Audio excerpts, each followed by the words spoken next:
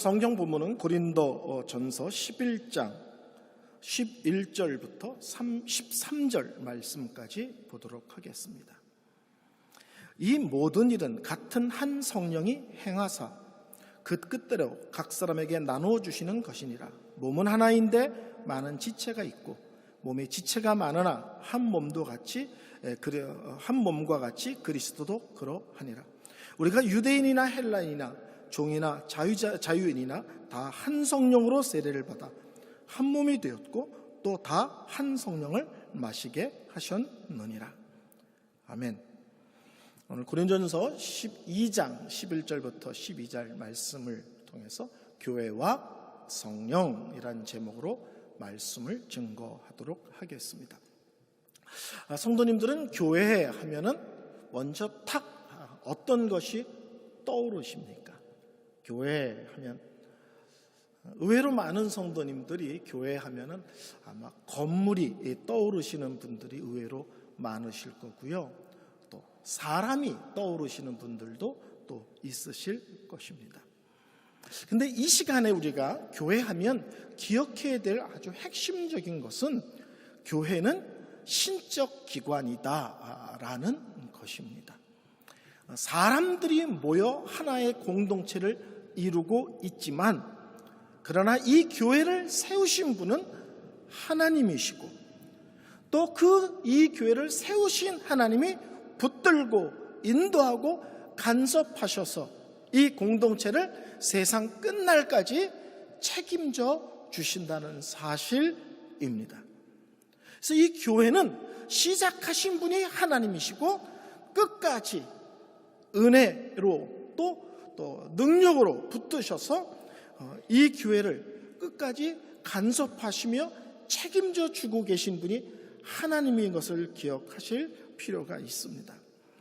그래서 교회 오면 사람이 보이지만 실제로는 우리가 좀 더 믿음의 눈으로 보면 실제로는 하나님께서 이 교회 가운데 계시고 하나님의 은혜와 능력으로 이 교회가 움직이고 있음을 놓치지 않으시기를 바랍니다. 성도 여러분, 우리 교회 창립일이 며칠인 줄 아십니까? 우리 교회 창립. 우리 교회는 해마다 아주 단순하게 지키고 있습니다. 부활주일을 우리 교회 창립주일로 항상 감사하며 지키고 있습니다. 다음 주가 이제 내년이 우리에게 내년 부활절이 우리 교회 15주년 창립 감사 기념 예배를 드리는 주일입니다. 근데 성도님 이런 생각 해보셨어요?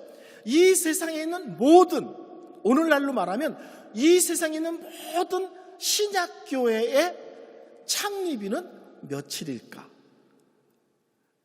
혹시 이런 것 생각해 보셨어요? 우리 교회의 창립일은 부활주일인데 그러면 이 세상에 있는 모든 신약교회, 우리 식구라면 이 시대의 모든 교회는 창립일이 며칠일까? 우리는 이렇게 생각할 수 있죠. 다 다르지 않습니까? 이렇게 말할 수 있지만 성경을 근거해 말씀드리면 이 세상 모든 교회의 실제적인 창립일은 오순절입니다. 오순절 성령 강림으로 말미암아 신약 교회가 시작됐습니다. 개교회적으로는 우리는 5월달이에요, 우리는 10월달이에요 라고 말할 수 있지만 성경에 근거하여 이 세상에 있는 모든 교회의 출발이 언제냐라고 묻는다면 우리는 분명하게 오순절 성령 강림절이 모든 신약교회의 창립 주일입니다. 이렇게 고백해야 됩니다. 그러니까 이 세상의 모든 신약교회의 시작점이 같은 것입니다. 성령이 강림하심으로 이 땅의 교회가 시작되었기 때문에 교회를 성령 공동체 이렇게 표현할 수도 있습니다. 우린 최근에 성령님에 대한 설교를 들으면서 성령님이 내 안에 계신다, 내주하신다 이런 얘기를 이미 말씀 속에 들었습니다. 근데 성령님은 예수 믿는 성도 한 분 한 분 안에 내주, 내 안에 함께 하실 뿐만 아니라 교회라는 공동체 안에 또한 함께 하십니다. 예수님이 부활하시고 승천하신 이후에 성전이 뭐냐라고 물어보면 이 건물은 성전이 아닙니다. 제가 수도 없이 얘기했습니다. 이 성전이 아니고 이것은 교회당, 예배당입니다. 그러니까 예수님이 십자가에 달리시고 부활하고 승천했는데도 불구하고 눈에 보이는 건물을 성전이라고 우기면 어떤 의미가 되냐면 아직 예수님이 한 번도 초림하지 않았기 때문에 초림의 예수를 기다린다는 의미가 돼요. 왜냐하면 성전이 예수님을 가리키는 것이기 때문에 그렇습니다. 예수님이 이 땅에 오셔서 십자가에 달려 돌아가시고 부활하시고 승천하셨습니다. 그러므로 이제 눈에 보이는 건물은 성전이 아닙니다. 근데 성경이 보면 그러면 지금 성전은 뭐냐라고 물을 때 두 가지로서 얘기합니다. 첫째는 성도 한 명 한 명 안에 성령님이 내 안에 거하시죠. 성령이 너희 안에 거하시는 줄을 너희가 알지 못하느냐. 그러므로 너희들은 성령의 전인이라. 성령의 전이란 말은 성령의 성전이니라, 이런 뜻이에요. 그러니까 지금 시대에 성전이 뭐냐라고 물으면 성령께서 내 안에 계시기 때문에 바로 나 자신이 하나님의 성전이며 성전 삼고 살아가는 것입니다. 근데 교회 성경은 또 하나의 성전을 얘기하는데 금방 말씀드린 원리예요.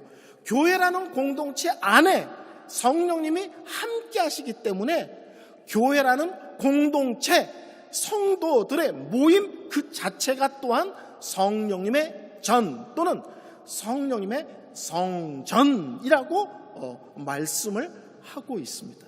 그러니까 이 시대에는 성전이 건물이 아니라 성령을 모시고 있는 내가 성전이고 성령님이 함께 하시는 예수 믿는 사람들의 공동체가 성령입니다. 그래서 우리는 항상 교회를 생각할 때 딱 생각하는 게 사람들이 모여 있다라고 생각하지만, 그러나 이 교회를 세우기 위해 예수님께서 십자가에 달려 돌아가시며 부활하셨고, 그리고 성령 강림으로 이 땅에 신약교회가 시작하셨기에 우리는 사람이 모여 있지만 항상 우리는 그 이면에 이 교회는 하나님의 교회, 하나님이 세우신 교회, 하나님이 붙드시는 교회, 하나님이 책임지시는 교회, 하나님이 간섭하시는 교회.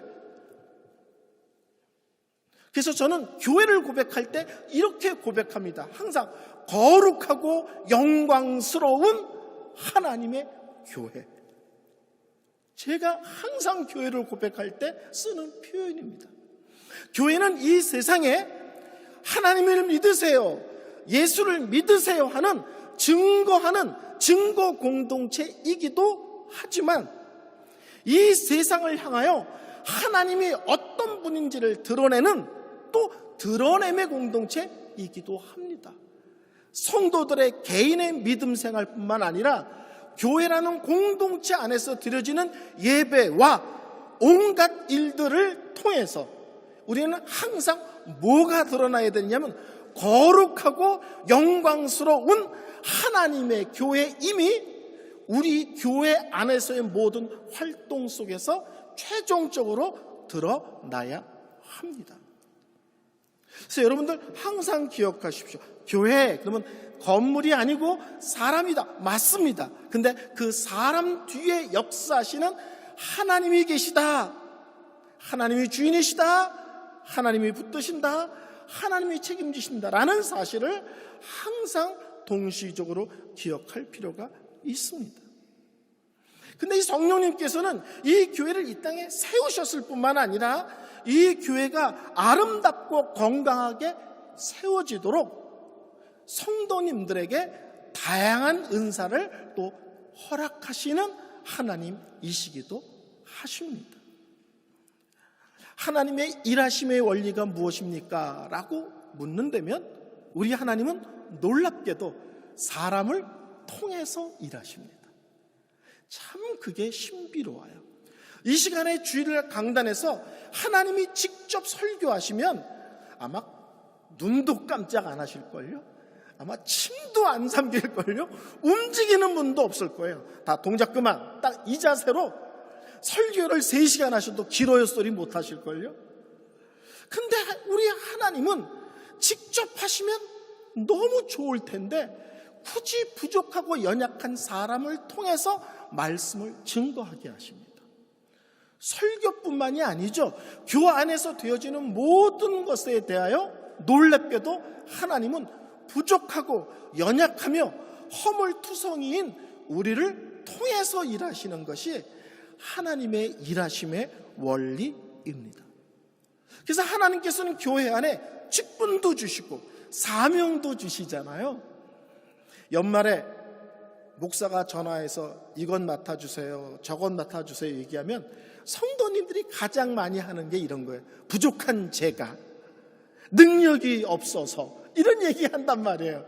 이제 그것처럼 말이 안 되는 게 없습니다. 왜냐하면 우리 하나님은 직분을 주시고 사명을 주시고 교회 안에서 어떤 일에 역할을 주시면 감당할 수 있는 능력과 감당할 수 있는 은사도 함께 주시는 하나님인 줄로 믿습니다.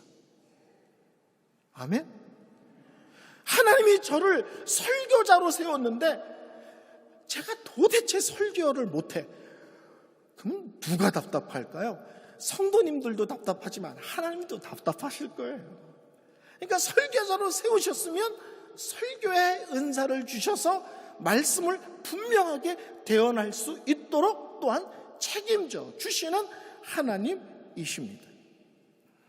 근데 성도님들 혹시 이렇게 생각하지 않으세요? 은사, 그러니까 특별한 사람만 받는 분, 또 기도 많이 한 사람만 받는 거, 열심인 사람만 받는 거, 이렇게 생각하지 않습니까? 근데 성경은 그렇게 말하지 않습니다. 하나님은 하나님의 백성, 하나님의 자녀들에게 하나님의 공동체를 함께 세워가도록 하기 위하여 한 가지 이상의 은사를 빠짐없이 다 주신다고 말씀하고 있습니다. 근데 우리는 자꾸 은사 그러면 방언, 은사 그러면 병 고치는 거, 은사 그러면 귀신 쫓는 거, 이런 생각만 하기 때문에 나는 은사가 없어, 나는 하나님이 은사를 안 주셨어, 자꾸 이렇게 얘기할 것입니다. 저는 전도사 시절에 은사 집회하는 교회에서 전도사 생활을 한 적이 있습니다. 제가 그 교회를 딱 갔더니 하여튼 성도들이 어른부터 애들까지 다 방언을 하는 거예요.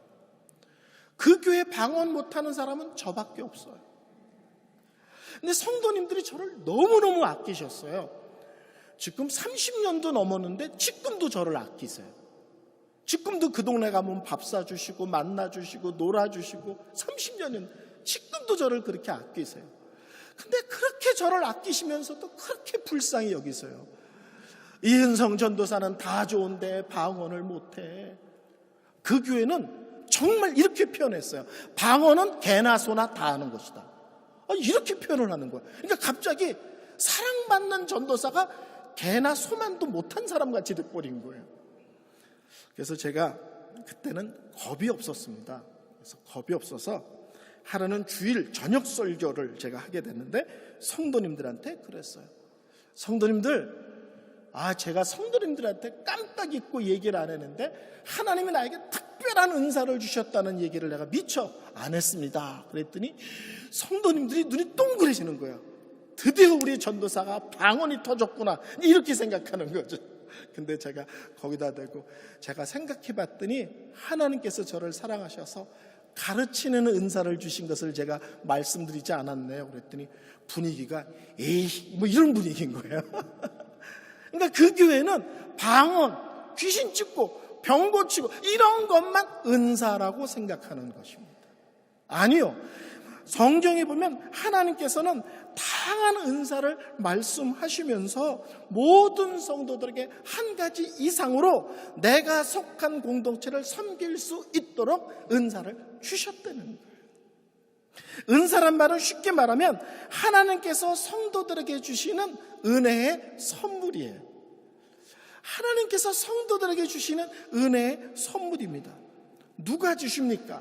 하나님이 주십니다. 이렇게 말할 수도 있지만 고린도전서 2장 8절부터 11절까지를 보면 성령님께서 주십니다. 이렇게 말할 수 있습니다.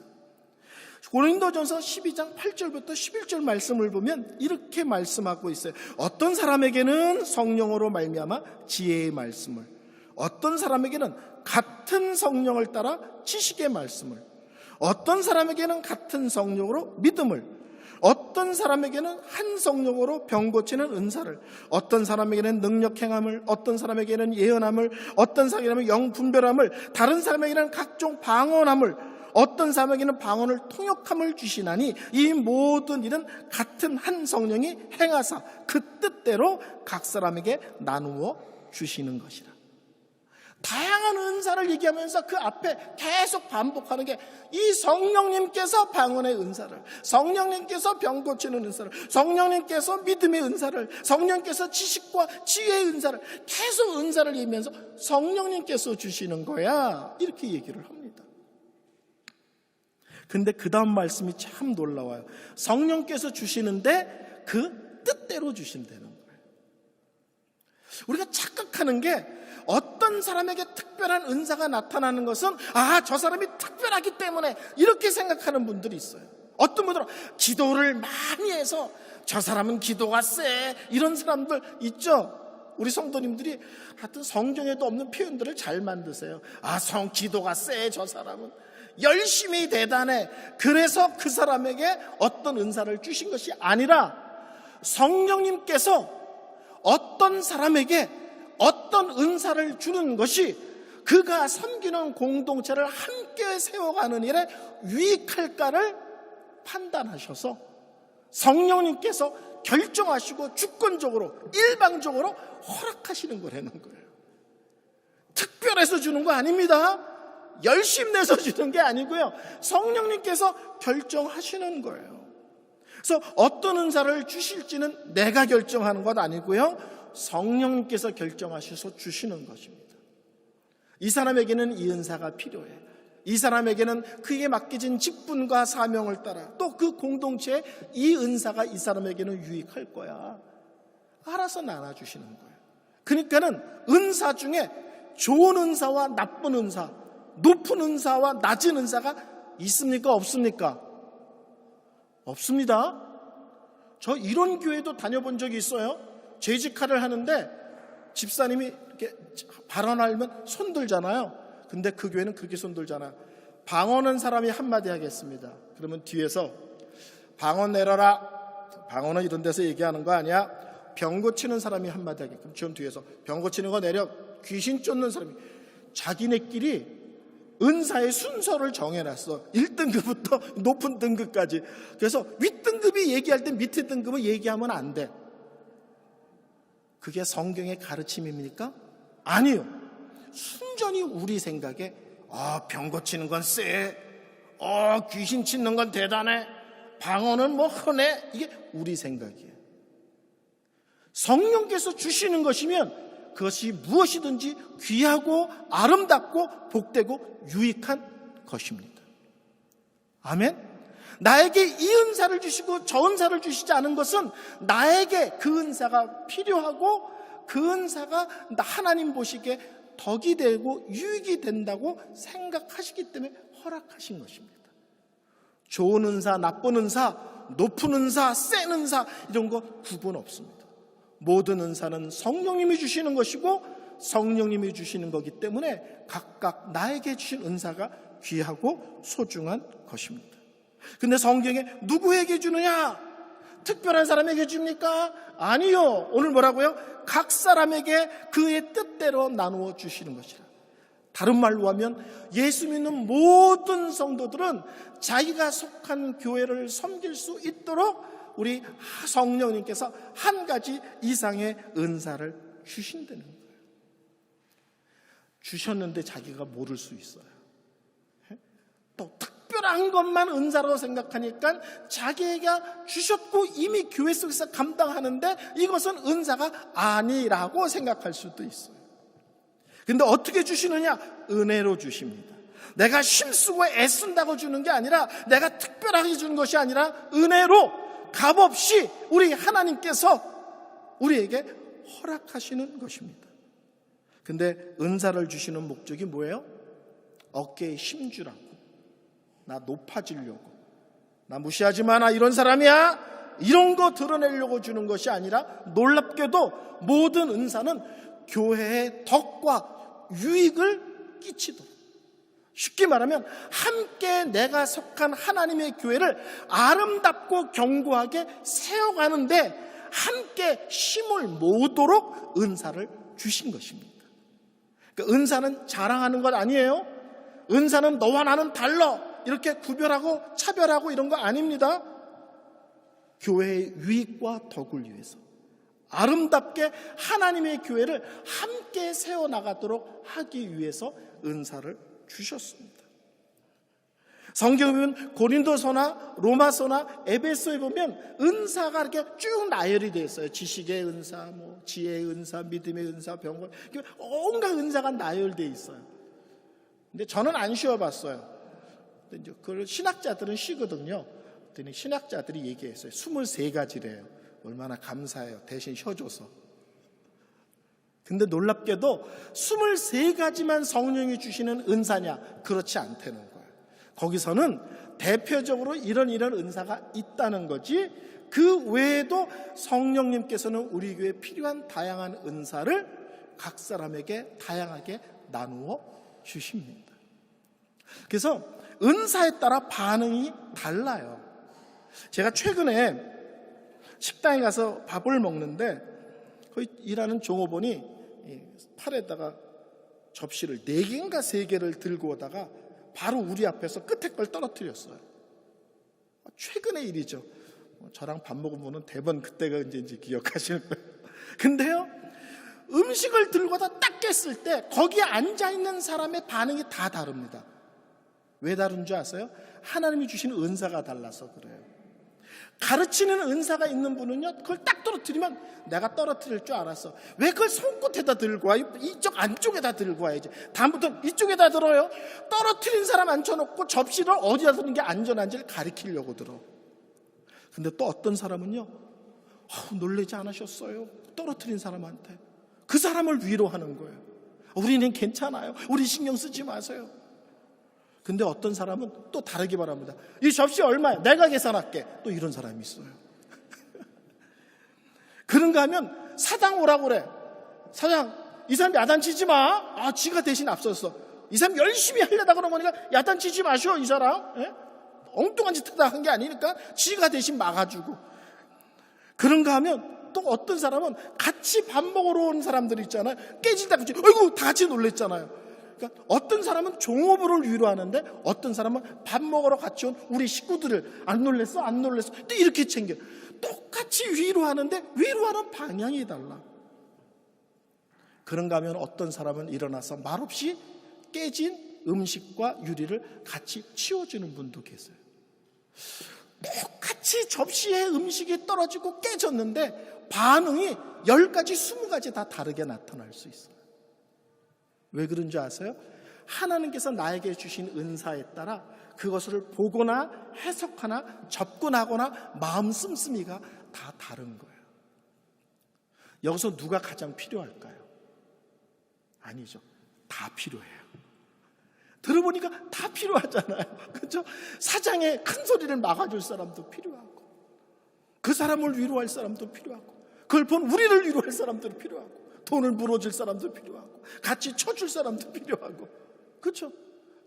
다시는 실수하지 않도록 잘할 수 있도록 가르치는 사람도 필요하고, 어떤 은사도 필요하지 않은 게 없습니다. 하나의 사건인데 10가지 반응인데 돌아보면 10가지 반응이 다 필요한 거예요. 왜 하나님께서는 우리에게 다양한 성도를 주시고 그 사람에게 다양한 은사를 주시는가? 그것을 통해서 함께 지체들을 섬기며 함께 아름답게 공동체를 세워가도록 하기 위해서입니다. 믿음의 원리랑 비슷하지 않아요? 성령님께서는 우리에게 찾아와 믿음을 주심으로 구원의 백성이 되게 하시고 천국 가는 그날까지 우리를 붙들어 주시고 마지막 날 우리를 부활케 하신 분이 성령님이시다. 그런 원리랑 비슷하지 않습니까? 오순절 성령 강림이 임하심으로 신약교회가 시작되었고 이 신약교회가 하나님 안에서 아름답게 세워지도록 다양한 은사를 주사 서로 섬겨 공동체를 이루게 하심. 그렇죠? 시작하실 뿐만 아니라 아름답게 이루어가게 하심도 성령의 역사입니다. 이건 세 번째 성령의 또 하나의 역사를 말한다면 성령님은 하나 되게 하시는 연합의 영이십니다. 성령님의 역사와 마교의 역사가 완전히 다르죠. 그 중에 하나는 성령의 역사는 어떻게 하든지 하나 되도록 역사가 하십니다. 마귀는요, 어떻게 하든지 깨어지게 합니다. 아무것도 아닌데 깨어지게 합니다. 말도 별것 아닌 말인데 깨어지게 합니다. 그래서 성령의 역사는 어떻게 하든지 하나 되게 하는 역사고 마교의 역사는 어떻게든지 쪼개고 나누어지게 하는 역사입니다. 교회 생활하면서 하나됨을 오해할 수가 있습니다. 하나됨인데 들여다보면 전체적인 유익을 위한 하나됨이 아니라 우리끼리 하나됨일 때가 있어요. 우리끼리는 똘똘 뭉쳐. 우리끼리는 죽고 못 살아. 근데 전체를 보면 전체와 상관없는 자기네끼리야. 이거는 실제로는 끼리끼리고 당짓는 것입니다. 물론 신앙생활 하다 보면 누가 누구랑 더 친할 수 있죠. 동갑이다, 더 친할 수 있죠. 같은 동네 산다, 더 친할 수 있죠. 그렇죠? 고향에 갔다, 더 친할 수 있죠. 더 친하다는 것과 끼리끼리 모이고 다른 사람하고 금을 걷고 그 소수의 사람들만 뭉쳐 있는 것은 당을 짓는 것입니다. 자기끼리 보면 하나됨인데 멀리 보면 실제로는 교회를 나누고 쪼개는 것입니다. 제가 부목사로 다니던 교회에 토끼띠 모임이 있었어요. 동갑이라고 자기네끼리 잘 모였어요.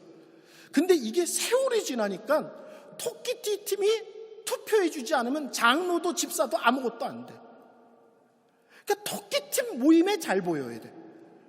그러니까 맨 처음에는 그냥 친구 모임처럼 교회에서 같이 밥 먹고 커피 마셨는데 세월이 지나면서 이들이 하나의 당이 돼서 교회를 좌지우지하는 거예요. 그래서 교회의 문제의 핵심에 그들이 섰습니다. 이제 새로운 목사님이 오셔서 교회 안에 모든 사조직을 해체합니다. 그래서 해체했는데 그 해체될 때까지 오랜 시간 그 특별한 그룹이 교회를 좌지우지했습니다. 시작은 사랑과 교제를 위해서 했어요. 근데 시간이 되니까 그들이 당이 되고 분열의 원인이 되었습니다. 그래서 성도님들이 분별하세요. 누가 누구랑 더 친할 수 있지만 그 친함이 어떤 식이든지 배타성, 누구를 거부하거나 금을 긋는 성격을 띠면 그것은 성령께서 허락하시는 모임의 아름다움, 교제의 복됨에서 벗어나 있는 것이라는 것을 기억하시기를 바랍니다. 그래서 에베소서 4장 3절에 이렇게 말씀합니다. 평안이 매는 줄로 성령이 하나 되게 하신 것을 심써 지키라. 성령이 하나 되게 하신 것을 심써 지키라. 이 말씀은 하나가 아닌데 하나가 되는데 힘을 보태 이런 뜻이 아니고요. 이미 성령께서 하나로 이미 묶어놨어. 근데 너희들로 말미암아 이 하나됨이 흩어지지 않도록 깨지지 않도록 항상 조심하며 신앙생활을 해.